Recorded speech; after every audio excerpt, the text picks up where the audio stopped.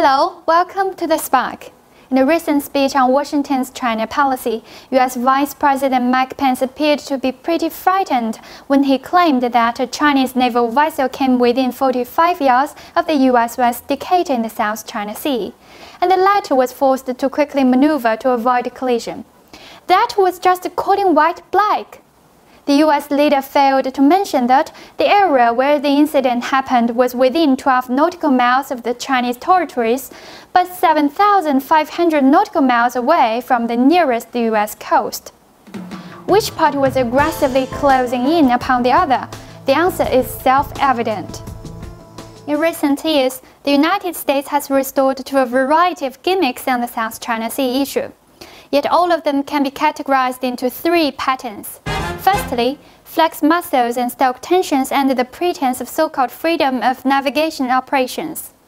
Since May 2017, at least 11 U.S. warships have entered within 12 nautical miles of Chinese islands and reefs, allegedly to ensure free passage in the South China Sea. But the fact is that, for a long time, about 100,000 ships have been traversing the South China Sea every year, and none has come across any problems regarding free passage. Ironically, the United States, which has been throwing its weight around in the name of the UN Convention of the Law of the Sea, is not a signatory to it, and has never thought it's obliged to follow the accord. In essence, the U.S. approach is to impose Washington's unilateral and erroneous understanding of the international law upon other countries by coercion.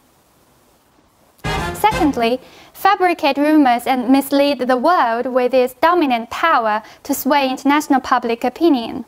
In Washington's hegemonic logic, the U.S. deployment of advanced gunships and bombers to the South China Sea is not an act of militarization, but China's legitimate construction of necessary defense facilities on its own territory is.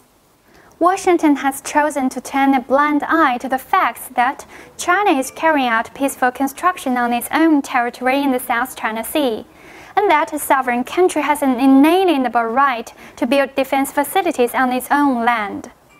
Thirdly, drive wedges between different parties involved in the South China Sea issue and pressure them into choosing sides. Washington has been taking advantage of the South China Sea issue to play nations in the region off against each other. Many observers, including veteran Southeast Asia observer Joseph Thomas, have found that the United States has long been meddling in the elections and other internal affairs of some Southeast Asian countries, and its decision on whether to interfere almost solely depends on the target country's attitude toward China and stance on the South China Sea issue. In an article dated October 6th, the South China Morning Post said that Pence's remarks on the South China Sea intended to send a message to regional countries. It's time to pick side between Washington and Beijing. However, nations around the South China Sea are well aware of Washington's calculations and vigilant about the U.S. military intervention.